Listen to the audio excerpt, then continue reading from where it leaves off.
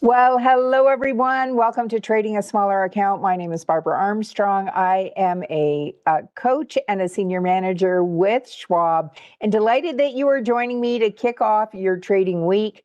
I see a lot of the usual suspects coming in to say good morning in the chat. I love how you guys bring the energy and bring this class to life. So hello to Marcus and Rocky and Dom and Dina and Frank and Josh and Robert, and her name was Lola. I love some of your handles, and the rest of the gang. Thank you all for being here. We also have Mr.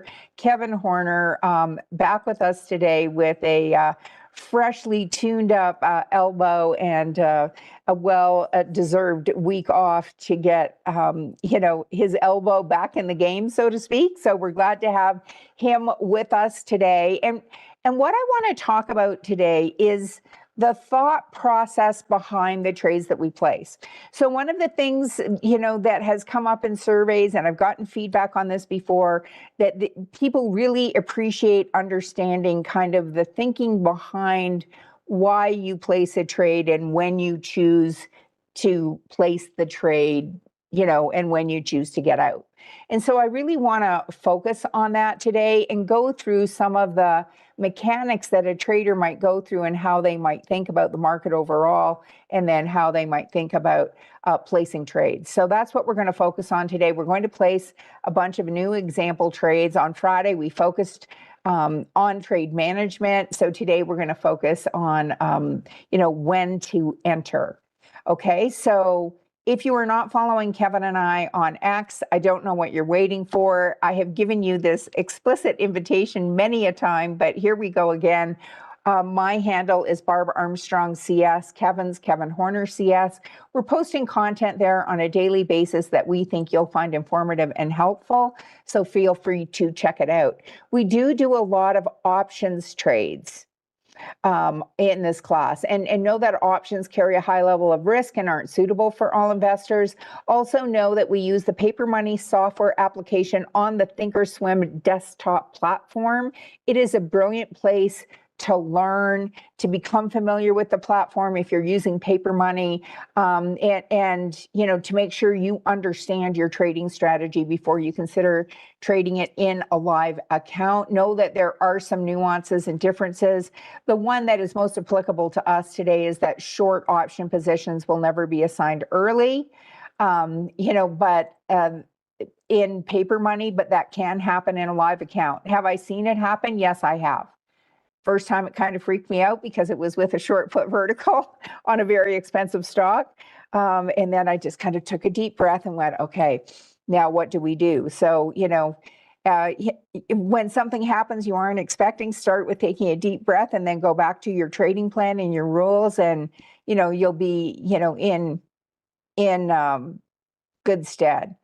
Lisa's asking, what strategies I trade in my real personal account. I can't really talk to you about what I do in my own account, but I mean, that I share a lot of stories about, the reason we do things with certain types of strategies is because I have traded them in my live account, and I've had sometimes really great results and sometimes very humbling results, and it's changed the way I trade because of that, and I share that a lot.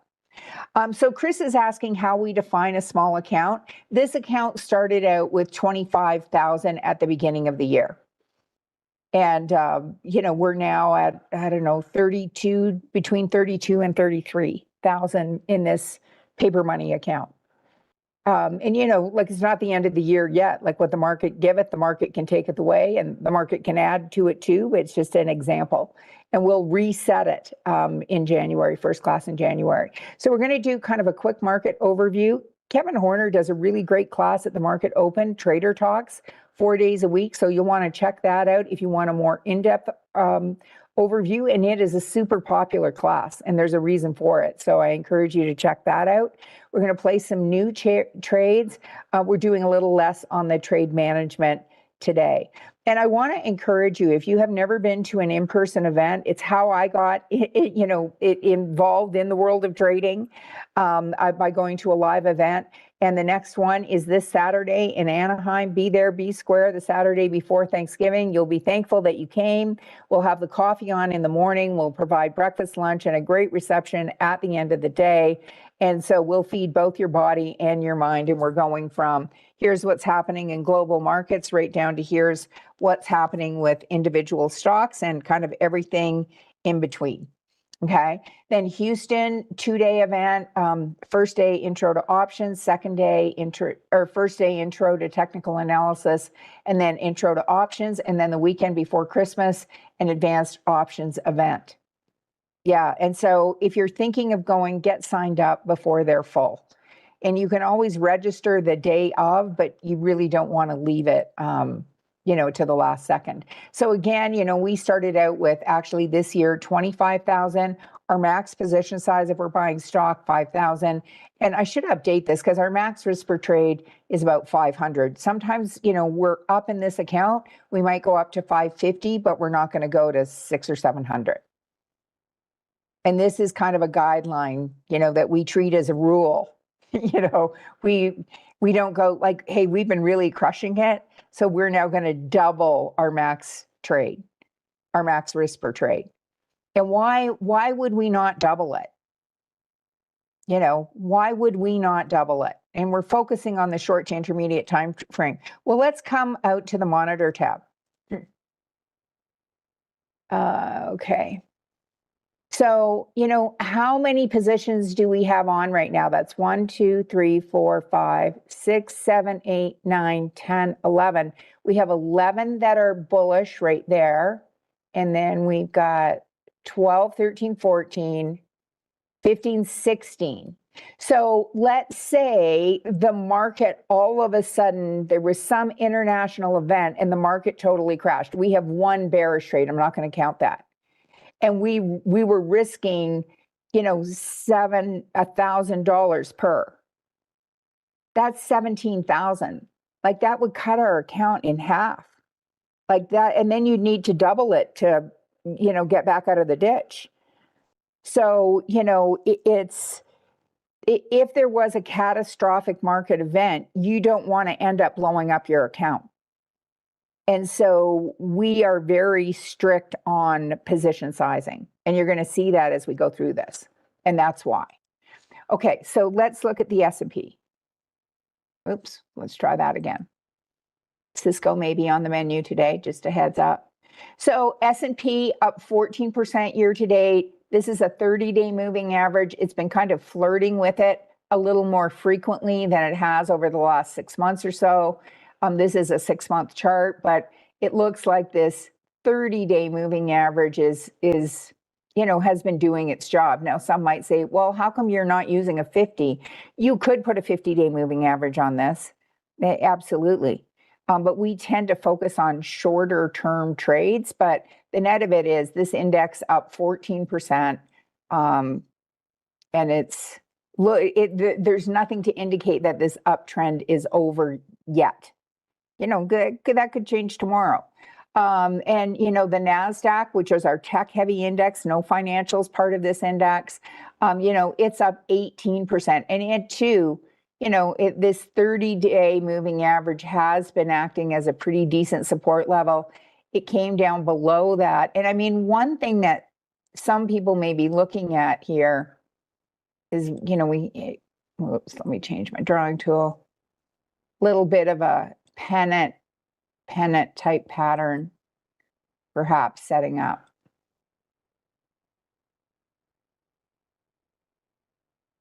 And you may have seen, I didn't watch Kevin's show this morning, sorry, Kevin, but, he may have drawn pretty similar lines here. But does this mean it's not bullish? No. Sorry, that line I didn't mean to draw quite like that. I was going to come from here. Yeah. And is this uncommon to see after such a big run to the upside since April 7th? No, not at all. And then if we come and look at our Dow, which is a little unique in that this is based on the price of the um, of the stock, not the market cap of the company. But this is up 10% year to date, a little less than the others. If we back this up, but we're still looking at an all-time high as of last week.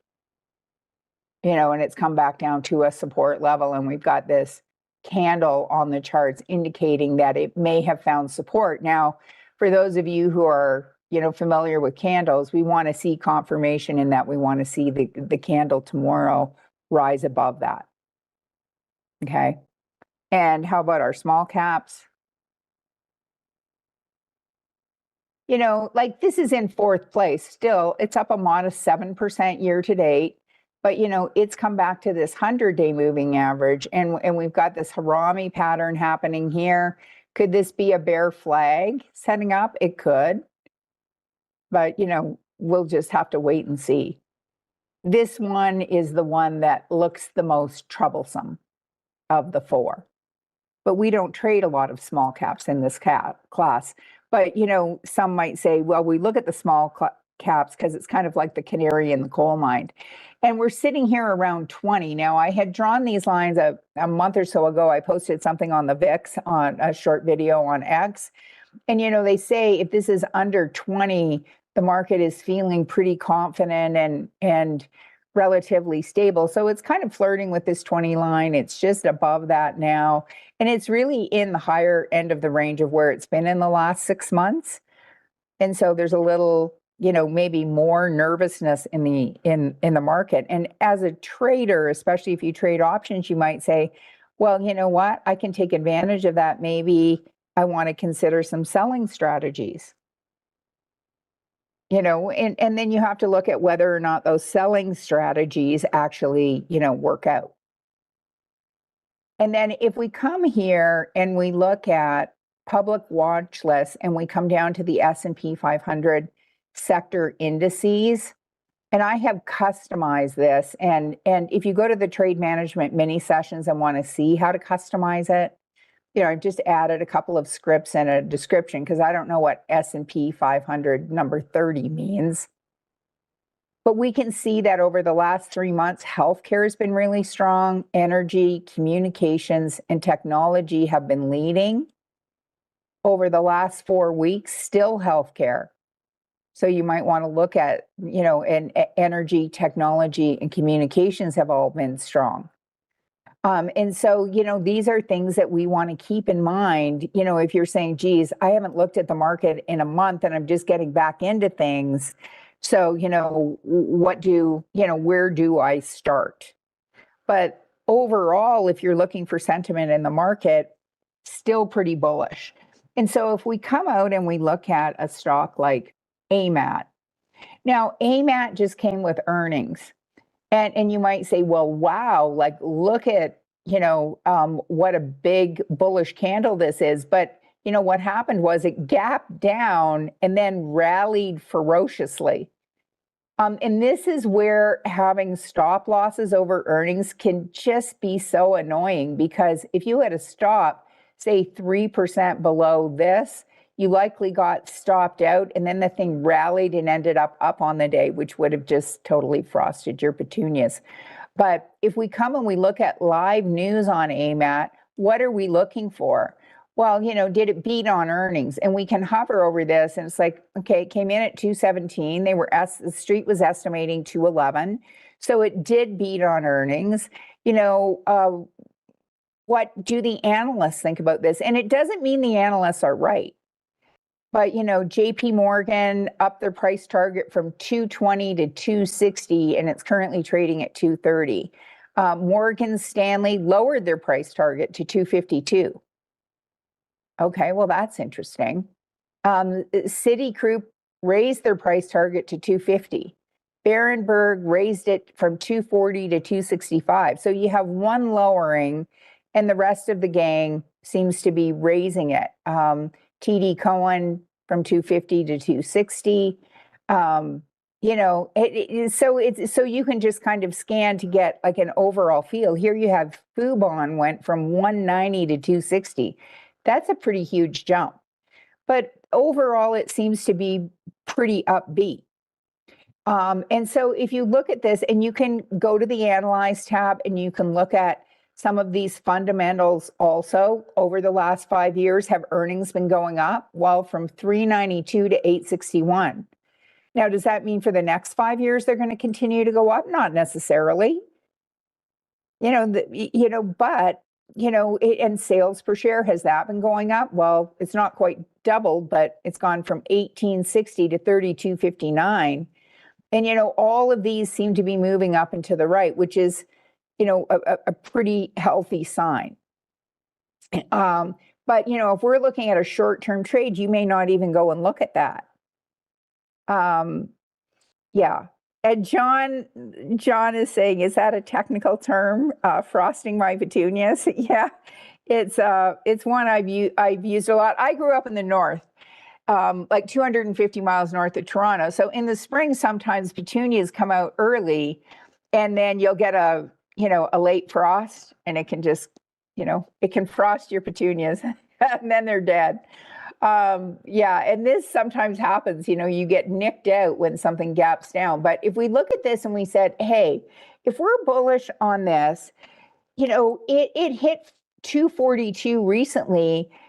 Could we come out to December and do this 230 to 240? Or could we even do 220 to 230? It's already at 230. Like, how much would we have to pay for that? So we'd have to pay $593.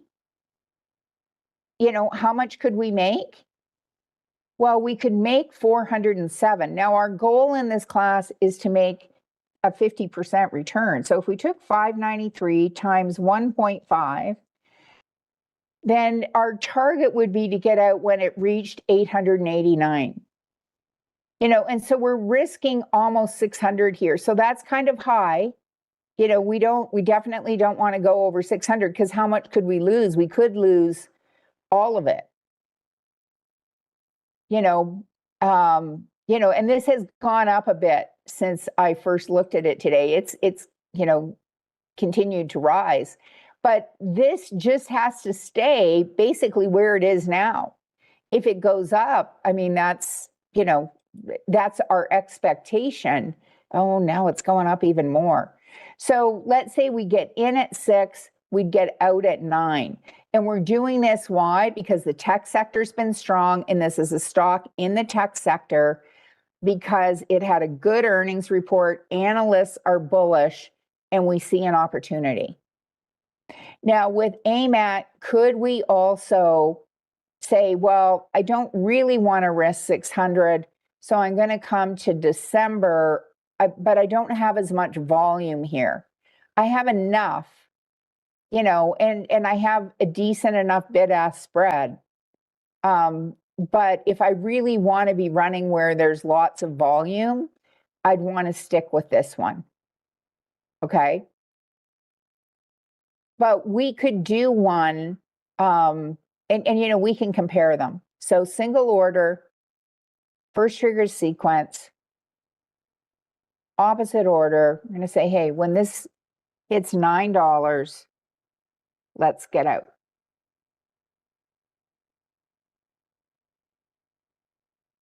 And we're going to put that in our long call vertical bucket. Now, if by Friday it's gone up 40%, might we say, hey, you know what? That's, we're happy with that. Yeah, absolutely. Okay, so that's AMAT. Let's now look at Cisco. And how are these things similar? Well, these are both tech stocks. They're both in the tech space. They're both, this is up 33% year to date. So beating all the indexes. AMAT's up 40% year to date. So it too, is leading. It's a leader, not a laggard.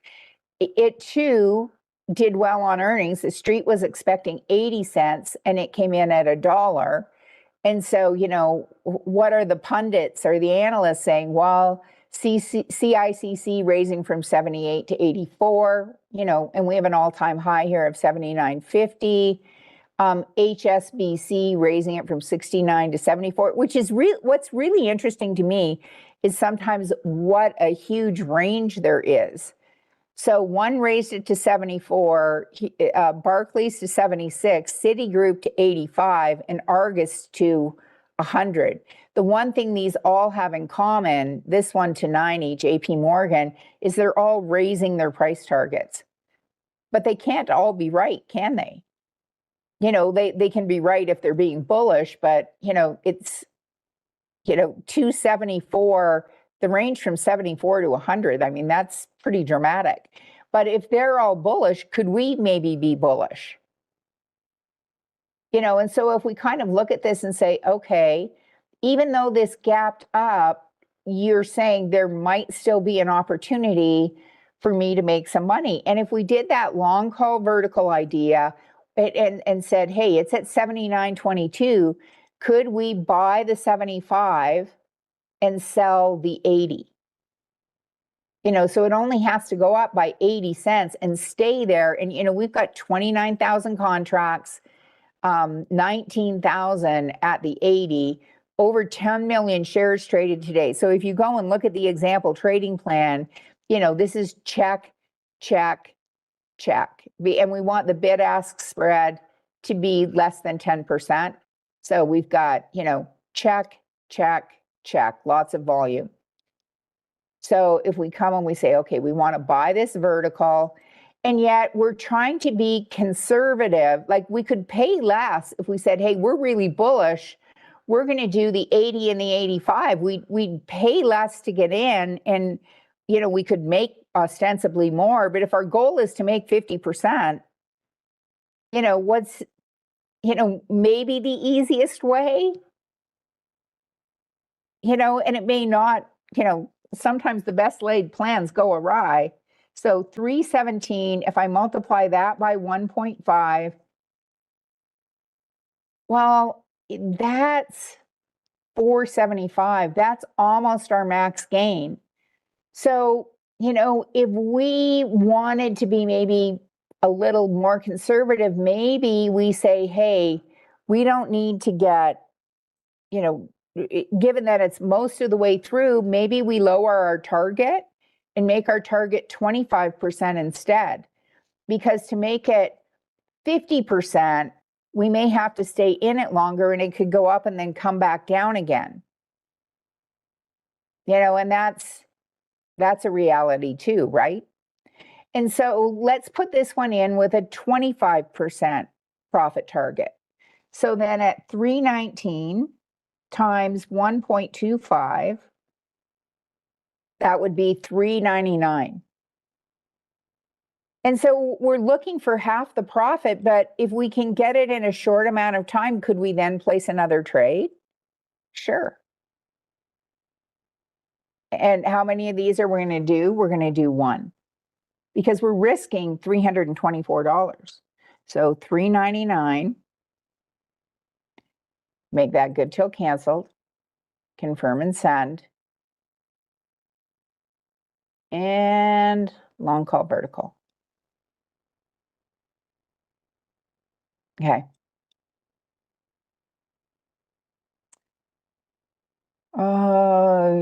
Oh, somebody said they were going to guess Canada. Yes, I'm from north of Toronto, and then I spent 10 years living in Toronto. It's a great city. If you've never been, that I would recommend a visit. Canadians, we are a friendly people. Okay, let's look at Amgen now.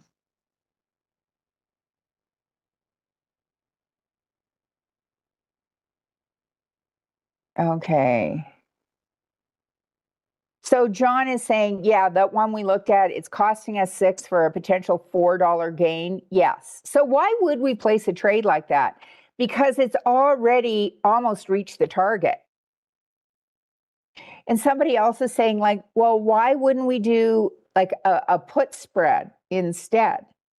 And we could do that, but so let's look at this on Amgen.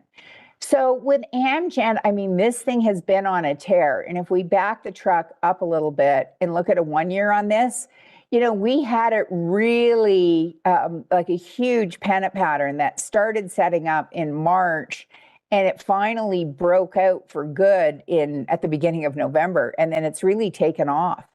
And you know, again, if we come and we look at earnings, did it beat on earnings? Yes. You know, we can come back here and we might have to scroll a bit because earnings was a few days ago. Are analysts raising price targets? You know, here they adjusted the price target to 400 from 405, so they lowered it a little. And here they're lowering it a little, so that's interesting. Wells Fargo's raising it to 300 from 280. Have they looked at the price lately? Like, this thing has really, you know, been quite bullish. You know, so if we look at this and we say, okay, if I were to do a short put vertical, where might I put my short strike? Maybe here around 335. And now it's trading at 343. Could I get enough premium for that to be worthwhile? And so let's come out and look at that. 335. So if I come to December, we do have $5 wide strikes. That's a relief. And if I come to the 335, I've got 136 contracts. I've got a 50-cent bid-ask spread. It trades more than $1 million. So check, check, check. So those things are all good to go. If we have an example, we're following our example trading plan, and we get a credit of $1.72. So then what we want to look at,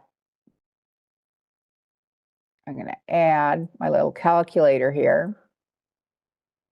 I say, okay, if I can make $1.72, what am I risking? Well, I'm risking $5 minus $1.72. So I'm risking that's 328. So I'm going to take my $1.72, I'm going to divide it by 328. That smells like close to 50% to me. So that's 52%. Now we'd be in this trade for 32 days, so we'd want to get at least a 32% return. Now, if we came and said, well, what if we just went to December 12th? Do we have enough contracts? Well, we do. Is the bid-ask spread tight? It's not as tight. And there's a lot less volume. So we might say, well, let's just stick with this, the 19th. And we're going to come to single order, first trigger sequence.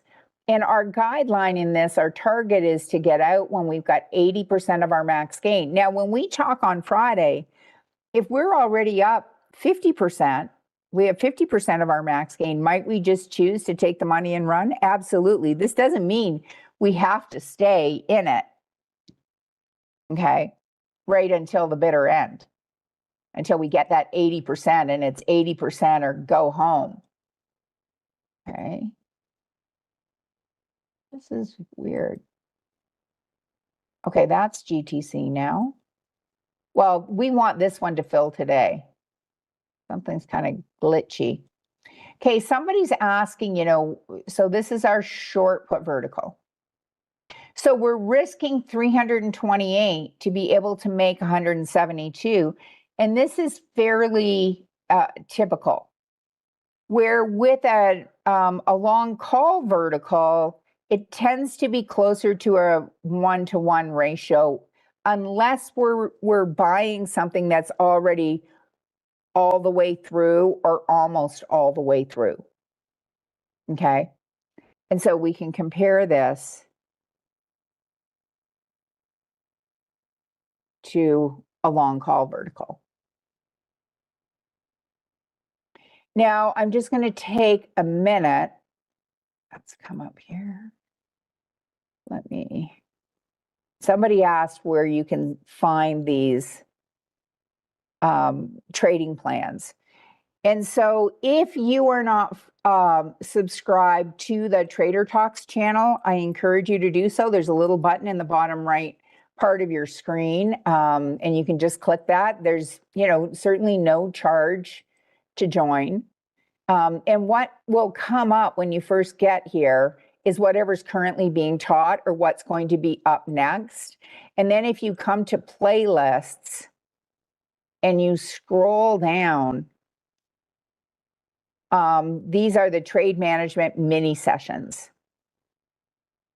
And so if you're a candlestick person and you want a refresher, I'm about halfway through. We've got 9 of them. There's probably another 9 still to come. And these are like 3 to 5 minute videos.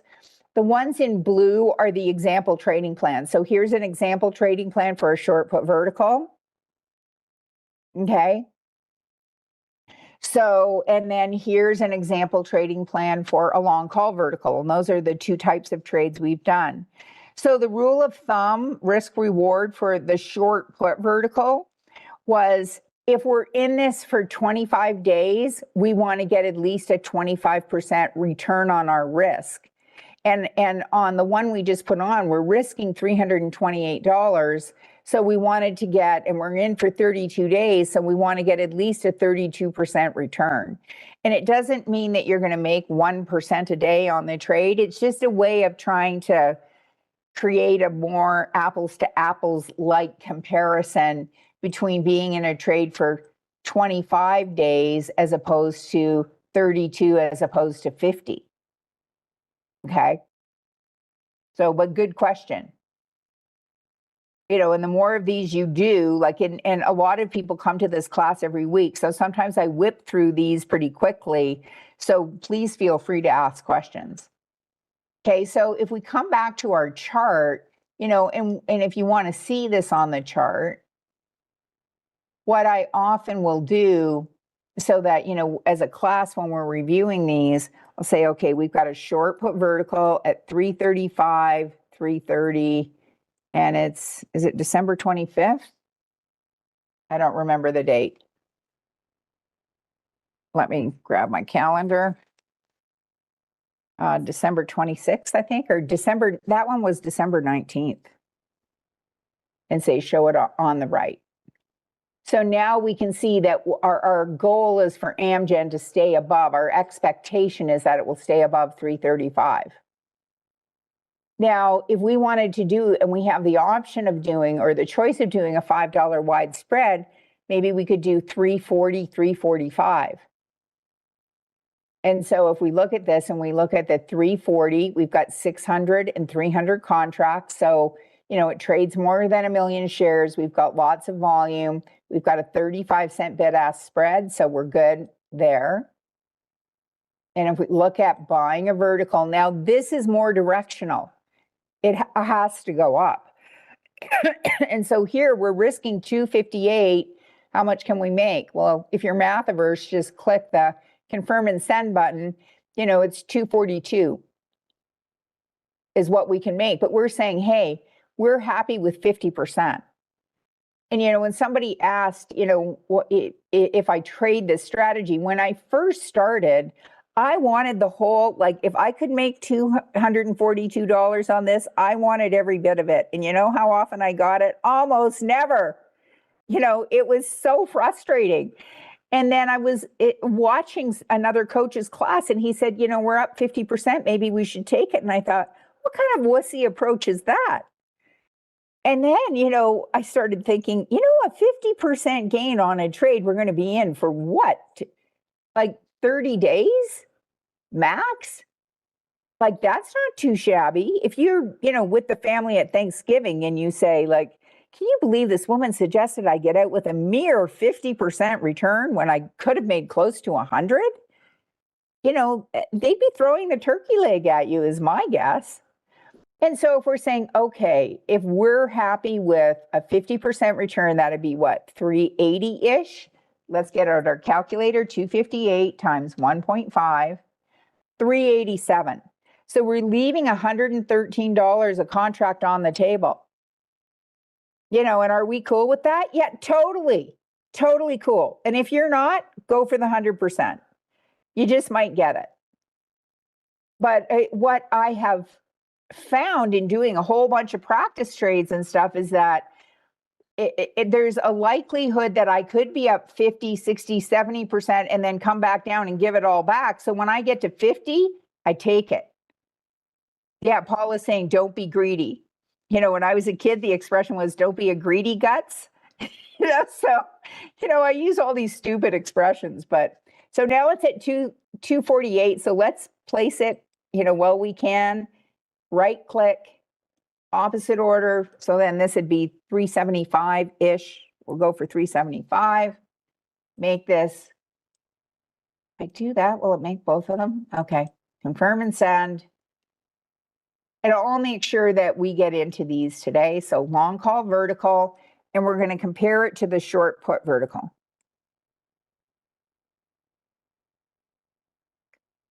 Okay, now does this mean we have our rose-colored glasses on and, we're never going to look at a bearish trade? So one of the bearish trades that we didn't do Friday that I looked at, I was kicking my butt this morning because it was Nike. And Nike, I was looking at maybe doing a 1 ATR trade, and it looked worse first thing this morning. It was down a little bit more, but, this stock has been downtrending. Year to date, it's down 15%. And we had an entry on Friday. And so, sometimes you see an entry and you may just decide to take it. Are there other stocks that are downtrending? So just because the market is up and all the major indices are up, doesn't mean that every stock is up. Look at Lulu. Lulu has been slip sliding away in those fancy schmancy, yoga pants that they sell. And, it's been downtrending. So could you do like a swing trade here and say, you know what? This stock seems to be marching to its own drummer. And, it looks like, this is a similar low. This is technically a lower low. This low was, 161. This was 160.46, but might it come back to around that 161? And could we do a swing trade, buy a put? Well, could we afford to buy a put? This is $167 stock. If we could say, well, if we come out to the monthlies, well, we'd have to come out here to the 145. And is that okay? Well, let's see. If our target's 161, could we make enough? And how can I figure out how much I might make if, say, by Monday, this thing came down to 161? So what you do is you'd come here and come to Theo Price, and then you're going to, first thing you do is hit reset. And we're going to say, okay, if this came down to 161, so if this came down to by about $6, what would the price be? 160.92. So if our target's 160, 161, then it would have hit that target. And if we buy this 145 put, what might it be worth? About 625. How, and I'm not taking volatility or anything like that into account. Okay, is that worth it? Well, we'd make about, 135 on it. But if I just take, you want to do quick math, 625 divided by 490. Let's say we have to pay 490. That's about a 27% return. That's not bad for a week. If you say, yeah, and the volatility on this is high, which says, oh, we've got earnings coming up. But, would we expect to be out prior to earnings? Absolutely. But what does that mean when volatility is high? Somebody pointed out the volatility is high. This stock moves about, from high to low within a day, about $5.80. So if it moves down for 2 days, could it come down and kiss that 161 mark? Could. and might we want to take advantage of that? So let's put on a bearish trade just to wrap up our day to show that, because, I get a lot of questions when there is a survey, and actually there is a survey today saying, can you do some bearish examples? Well, there was a year where we did almost exclusively bearish examples because the market was tanking. But this year market, is doing pretty well since April. And so we've been doing fewer of them, but we're going to come out to this 470 and we are going to buy a put, and we're going to buy custom with an OCO bracket. And so with a swing trade, we're going to put in our target, and dang it. You know what? We're going to make this I'm going to make this 625. So if this goes up to 625, get us out. Normally what I do is I'd hit the sprocket, but it's still, my setup is Kerflooey. So we're going to have a target here of 625, and we're going to put in a stop at 50%. If it goes down by 50%, we want out. Okay. And we're going to make this whole thing good till canceled.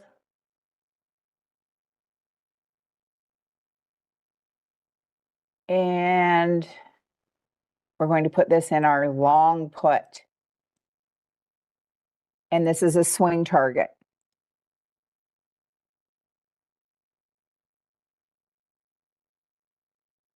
What I did today in looking for example trades, just as we wrap up, is I keep a running list, and it's 2 pages long of stocks that are bearish and stocks that are bullish and stocks that are going sideways. And so, yeah, and then I'll often, you may have noticed this morning, I decided to look at the Dow stocks because it was, things were bouncing. Like when you looked at the DJX, it had come and, we had this candle indicating it that some things might be bouncing. And so I just then sorted by alphabetically so that they don't keep flipping around. And then I link my chart, and then you can just really quickly click from stock to stock and say, like, hey, what looks interesting? Where might they be a setup that I could use as an example? Caterpillar was one. We didn't get to Caterpillar. We were going to do a, example of a short put vertical trade on Caterpillar, but we are now out of time. But, Caterpillar came up on the list. When I looked at American Express, it's like, well, when I first looked at it, we had this inverted hammer. It's now looking less like an inverted hammer and just a down day, but it's coming close to a previous resistance, has acted as support, but this candle doesn't indicate yet that it's finished falling. And so what do? You wait. Caterpillar, this has come down, and we are trading above the high of the low day. As in this was the candle that had the low. Yeah. Yeah. So we did a short put vertical example and took in a credit. And then we did 3 long call vertical. Oh, so we bought a put. We did a short put vertical, which hasn't filled yet, but I'll go in and make sure that fills. And then we did 2 trades on Amgen that we're going to compare. Well, we did, why do I have 4 contracts there? Okay, I'll have to check on that. We did a trade on Cisco. We did a trade on AMAT. And then we did a short put vertical on Amgen also. And if we look at this, here's our vertical. They now don't want to pay us 172. So if we're saying, okay, we're okay with getting paid a little bit less. So we'll put that in at 162. And this is the one we were going to compare to the long call vertical. Okay, so guys, I need to wrap, but here's my ask as we wrap. Please follow Kevin Horner and I on Twitter. or now X, Barbara Armstrong CS, Kevin Horner CS. Please hit the like button. It helps move things up in the YouTube algorithms so more people can find this content. And if Kevin, if you wouldn't mind just reposting that survey one last time, there is a survey, 2 questions, 1, I hated it, 10, I loved it, and everything in between. And then if you put comments in, I promise if you put them in, I promise to read them. Was the pace good? Were the topics appropriate? Are there topics you'd like to see me cover in the future? So that's a wrap, guys. Have an awesome day. Stay tuned. Lots of great content still to come your way. Bye for now.